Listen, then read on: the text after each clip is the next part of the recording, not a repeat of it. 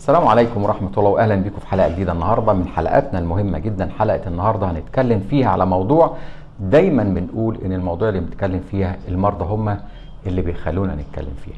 النهاردة هنتكلم على موضوع اللوز وموضوع الشخير. دايما كل حالات الشخير اللي بنعملها لو كنتوا خدتوا بالكم مع كل العيانين بنقول إن احنا بنعمل عملية لوز. الحقيقة كتير جدا من العيانين بيقولوا لي يا دكتور هشام احنا ما بنشتكيش من اللوز، وكتير كشفنا لقينا موضوع اللوز اللوز بتاعتنا صغيره وما بتجيلناش كتير. ليه بنضطر وليه بنعملها مع عمليه الشخير؟ سؤال الحقيقه مهم جدا، وانا يعني بيهمني ان دايما اجاوب على كل استفسار وكل حاجه بتدور في زي ما بيقولوا في ذهن المريض. موضوع اللوز مهم جدا في عمليه الشخير، لان اللوز استئصال اللوز ومكان اللوز بيدينا مساحة ان احنا نوسع الحلق لدرجة كبيرة جدا جدا جدا، حتى لو كانت اللوز ما هياش ملتهبة، حتى لو كانت اللوز صغيرة، حتى لو كانت اللوز مش باينة، حتى لو كانت اللوز زي ما بيقولوا مدفونة. كل الكلام ده الحقيقة ما بيهمنيش، لكن ده في حاجة كمان اكتر من كده. ساعات اللوز بتبقى بتضيف لموضوع الشخير، وخاصة اذا كانت متضخمة، وخاصة إذا كانت مترهلة، وخاصة إذا كان مكانها في مجرى التنفس، وكتير جدا ما بيبقاش باين، وكتير جدا بيتقال إن هي لوز صغيرة جدا وما تستاهلش إن هي تتشال.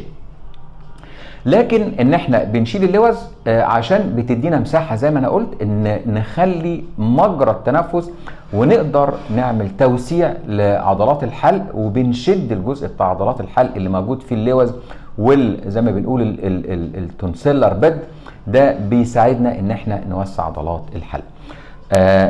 حاجه مهمه كمان جدا، الكوبليشن ساعدنا ان احنا نعمل عمليه اللوز بسهوله ويسر. ساعدنا ان العمليه اللوز سواء كانت في الكبار او في الصغيرين بتتعمل باريحيه جدا، بدون ما يبقى فيه نزيف. بتبقى وقت العملية قليل جدا.